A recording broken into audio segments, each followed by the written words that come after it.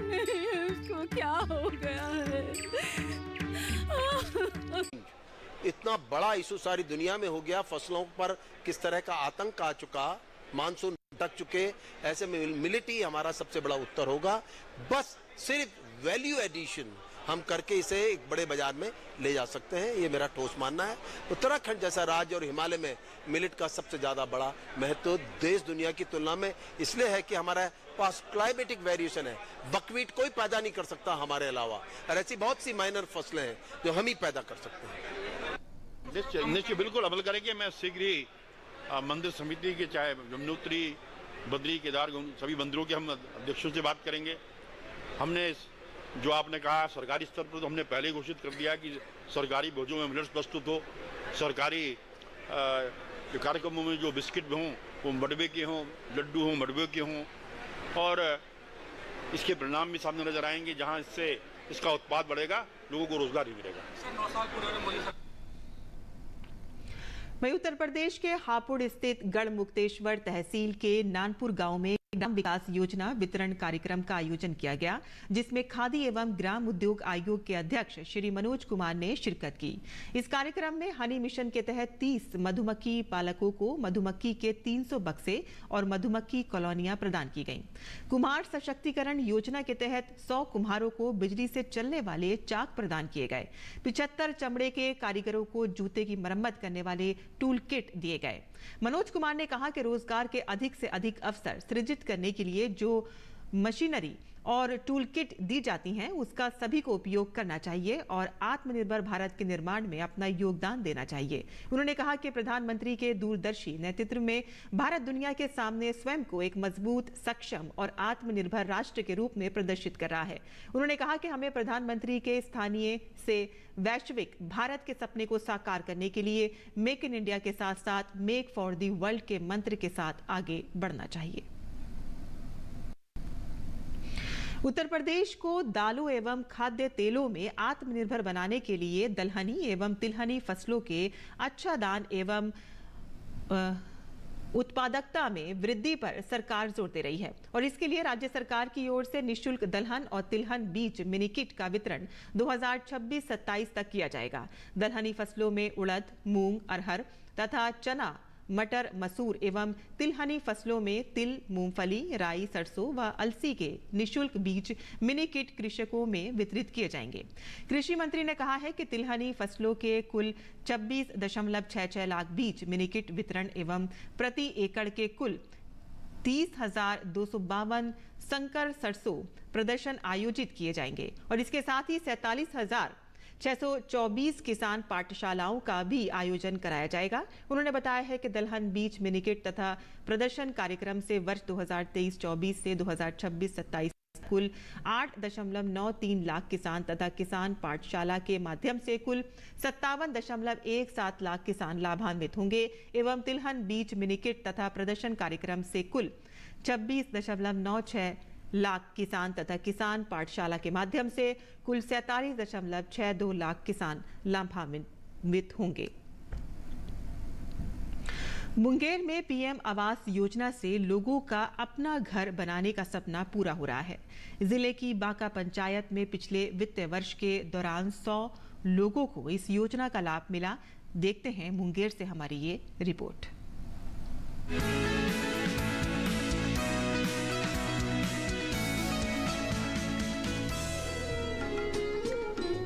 ये है मुंगेर जिले के जमालपुर प्रखंड की बांक पंचायत।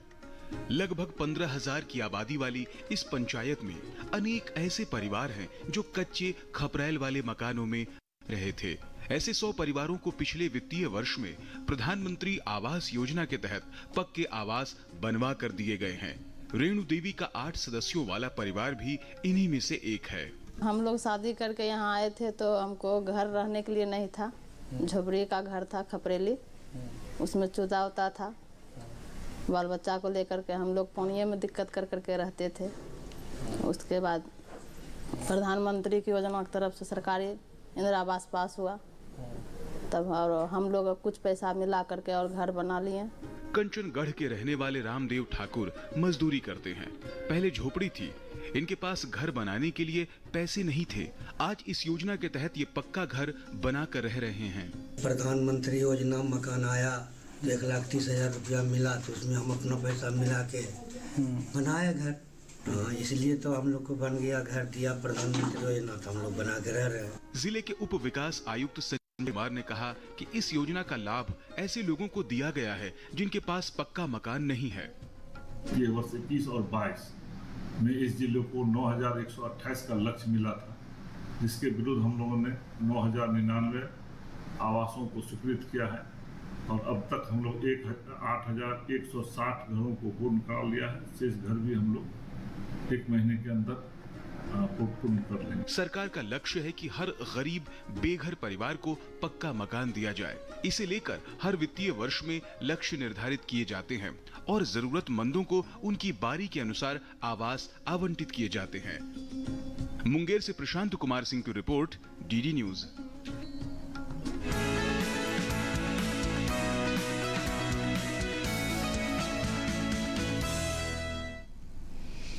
उत्तर प्रदेश वाराणसी में गंगा नदी को स्वच्छ और निर्मल बनाना नरेंद्र मोदी सरकार की प्राथमिकताओं में से एक रहा है। गंगा नदी के घाटों को स्वच्छ रखने और नदी की निर्मलता को बनाए रखने में स्वच्छाग्रहियों ने अहम योगदान दिया है। स्वच्छाग्रही न सिर्फ घाटों को स्वच्छ रखने का काम करते हैं, बल्कि घाटों के आसपास बने दुकानों और मोहल्लों को भी साफ सुथरा रखने में लोगों को जागरूक करते हैं। प्रधानमंत्री नरेंद्र मोदी के संसदीय क्षेत्र और महादेव की नगरी वाराणसी में गंगा पहले से निर्मल हुई है।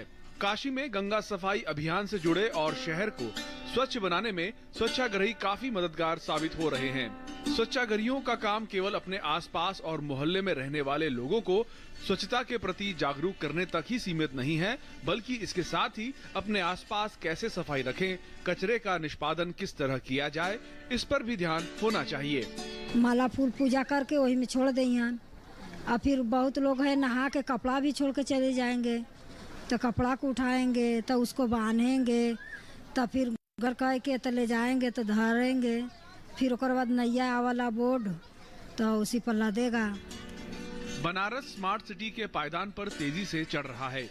प्रधानमंत्री नरेंद्र मोदी ने साल 2014 में 80 घाट पर फावड़ा चलाकर स्वच्छता अभियान को पूरे देश में शुरू किया था। काशी से देश दुनिया को स्वच्छता का संदेश देने वाले प्रधानमंत्री के प्रयासों की बदौलत आज शहर ही नहीं बल्कि ग्रामीण क्षेत्रों तक इस अभियान का असर देखने को मिल रहा है। 2 अक्टूबर 2014 को प्रधानमंत्री जी यहाँ पे अपने हाथ से फावड़ा चला करके कार्य का शुरुआत किए हैं। एक वो जन आंदोलन का रूप ले लिया, जिसके चलते कि जनता भी सपोर्ट कर रही है और पहले से पर्यटक भी बहुत ज़्यादा आते हैं, तो उस हिसाब से कूड़ा भी बहुत निकलता है। लेकिन हमारे सफाई मित्र हैं जो कि एकदम लगे हुए हैं, एकदम मन से लगे हुए हैं। काशी में पहले से गंगा निर्मल हुई है। इस प्रोजेक्ट से जुड़े इंजीनियर बताते हैं कि नमामि गंगे परियोजना के लागू होने के पहले हालात दूसरे थे और लागू होने के बाद इनमें अंतर आया है। यहाँ थोड़ा पब्लिक का वो जो ज़्यादा प्रेशर है, ज़्यादा है, तो उसी हिसाब से यहाँ भी सफाई व्यवस्था का वो व्यवस्था की गई है और रेगुलर सफाई होती है। गंगा जी के अंदर जो है जो सफाई व्यवस्था, हमारे पास एक ट्रैश स्कीमर है जो कि इसके अंदर पानी के अंदर जो भी गंदगी आती है उसको वो साफ करता है। ट्रैश स्कीमर है तो वो लेकर के 80 से लेकर के नमो घाट तक उससे भी गंगा के अंदर सफाई होती है। गंगा की स्वच्छता को लेकर प्रधानमंत्री मोदी के भागीरथ प्रयास पहले दिन से जारी हैं। नमामि गंगे योजनाओं का असर गंगा निर्मलीकरण के मापदंड पर बेहतर हुआ है। भारतीयों के लिए गंगा केवल नदी नहीं बल्कि साक्षात देवी है, जिनकी हजारों साल से पूजा होती आई है। इसीलिए मोदी सरकार गंगा की सफाई के साथ साथ आसपास के पुराने घाटों का जीर्णोद्धार, नए स्नान घाट जैसे और भी जरूरी कार्यक्रम पर काम कर रही है। Bureau report, DD news. और किसान समाचार में अब बात करते हैं मंडी भाव की और देखते हैं कि क्या रहा देश भर की मंडियों का भाव।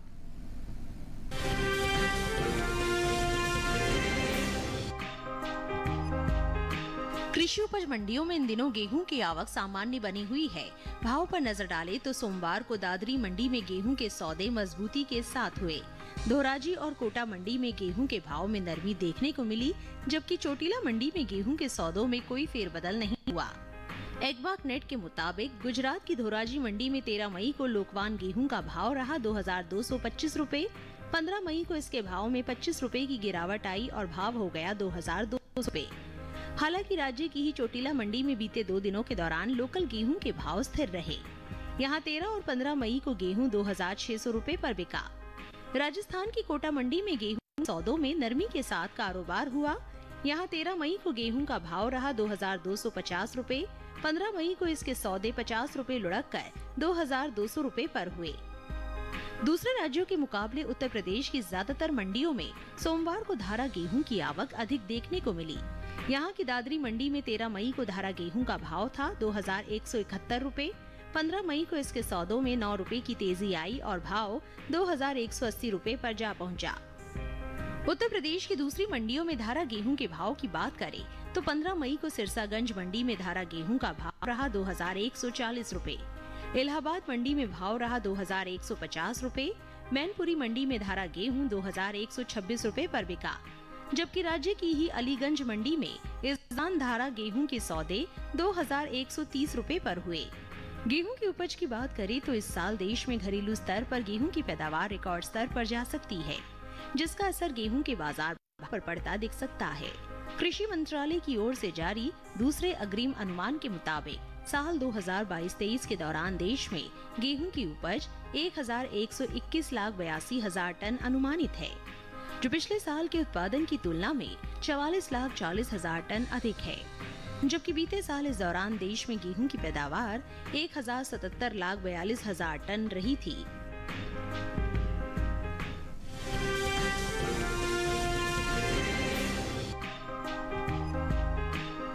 कृषि उपज मंडियों में इन दिनों उड़द की आवक सामान्य बनी हुई है, लेकिन सोमवार को कुछ ही मंडियों में उड़द बिकवाली के लिए पहुंची।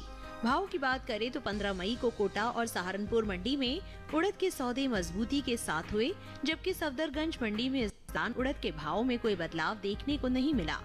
एग्बाक नेट के मुताबिक राजस्थान की कोटा मंडी में 13 मई को उड़द का भाव रहा 6,500 रूपए। 15 मई को इसके भाव में 300 का उछाल आया और भाव जा पहुंचा 6,800 रूपए पर। हालांकि उत्तर प्रदेश की सफदरगंज मंडी में बीते 2 दिनों के दौरान उड़द के भाव स्थिर रहे। यहाँ 13 और 15 मई को उड़द 7,950 रूपए पर बिकी, जबकि राज्य की ही सहारनपुर मंडी में उड़द के सौदों में भारी उछाल देखने को मिला। यहाँ 13 मई को उड़द का भाव रहा 7,955 रूपए। 15 मई को इसके सौदे 565 रूपए उछलकर 8,520 रूपए पर हुए। बात दलहन की पैदावार की करें तो घरेलू स्तर पर इस साल कुल दलहन की रिकॉर्ड पैदावार होने का अनुमान जताया गया है। कृषि मंत्रालय के दूसरे अग्रिम अनुमान के मुताबिक देश में साल 2022-23 के दौरान कुल दलहन की पैदावार 278,10,000 टन होने की उम्मीद है, जो पिछले साल के 273,02,000 टन उत्पादन की तुलना में 5,08,000 टन और विगत 5 वर्षों के औसत दलहन उत्पादन की तुलना में 31,54,000 टन अधिक है। बता दें कि भारत से होने वाले दाल के निर्यात में इस साल खासी बढ़ोतरी देखने को मिली है। दलहन के निर्यात में चालू वित्त वर्ष के पहले 11 महीनों के दौरान पिछले वित्त वर्ष की समान अवधि की तुलना में 85% की बढ़ोतरी देखी गई है। एपिडा के मुताबिक साल 2022-23 में अप्रैल से फरवरी महीने के दौरान कुल दलहन का निर्यात 6 लाख टन के पार पहुंच गया है, जबकि साल 2021-22 के दौरान दलहन का कुल निर्यात 3,42,550 टन का हुआ था। यानी इस साल कुल दलहन के निर्यात में 3,01,572 टन की बढ़ोतरी दर्ज की गई है।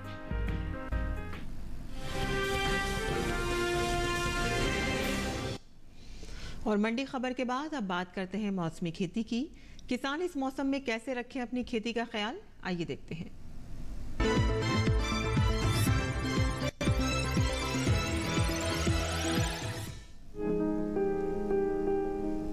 उत्तर प्रदेश के किसान सभी सब्जियों जैसे बैंगन, भिंडी, फूल गोभी, पत्ता गोभी, टमाटर और मिर्च की आवश्यकता के अनुसार सिंचाई करे और निराई का काम भी कर ले।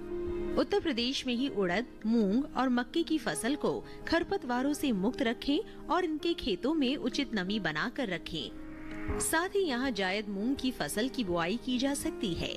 उत्तर प्रदेश में भिंडी की पकी पौध की तुड़ाई कर ले। तुड़ाई के बाद 5 से 10 किलोग्राम यूरिया प्रति एकड़ में डालें।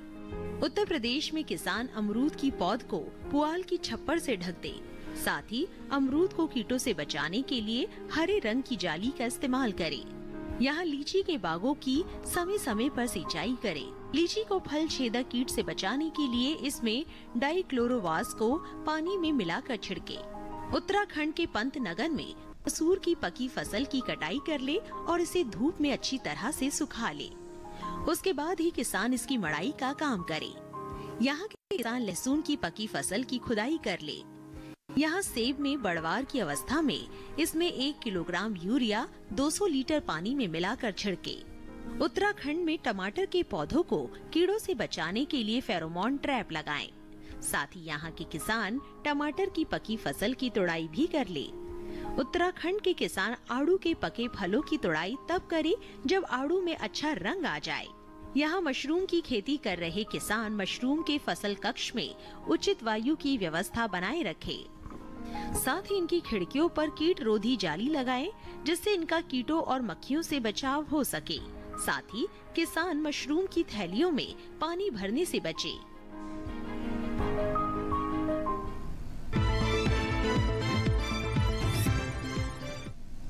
और खेती किसानी से जुड़ी खबरों के बाद आइए अब नजर डालते हैं कुछ और खबरों पर भी। खास खबर में वायुसेना ने आज दिल्ली में एक लॉजिस्टिक संगोष्ठी का आयोजन किया। Air chief marshal VR Chaudhary कार्यक्रम में उद्घाटन भाषण दिया। संगोष्ठी की थीम थी leverage emerging global supply chain to enhance logistic capability while absorbing distractions. कार्यक्रम में लॉजिस्टिक क्षमताओं को बढ़ाने के लिए उभरती वैश्विक आपूर्ति श्रृंखला पर चर्चा। केंद्रीय अन्वेषण ब्यूरो यानी कि CBI ने बिहार के पटना और आरा में राष्ट्रीय जनता दल से जुड़े नेताओं के ठिकानों पर छापेमारी की। CBI के मुताबिक RJD विधायक किरण देवी और पार्टी के पूर्व विधायक अरुण यादव से जुड़े 9 ठिकानों पर छापेमारी की गई।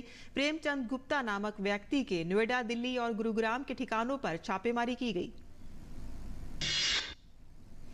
वहीं प्रवर्तन निदेशालय दक्षिण भारतीय फिल्म बनाने वाले LYCA प्रोडक्शन के ठिकानों पर छापा मारा है।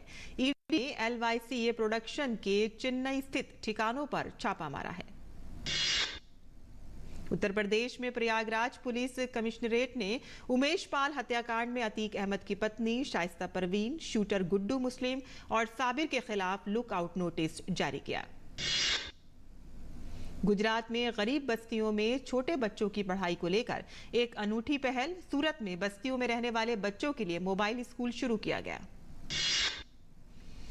दिल्ली में सुभाष नगर इलाके में भीषण आग लगी। आग पर काबू पाने के लिए दमकल की कई गाड़ियों को लगाया गया।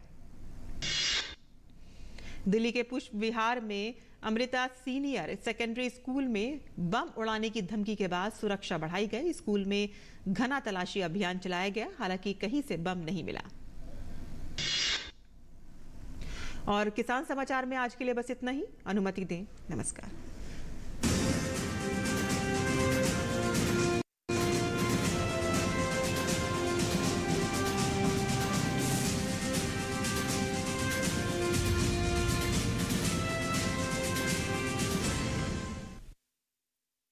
कुछ तो मस्त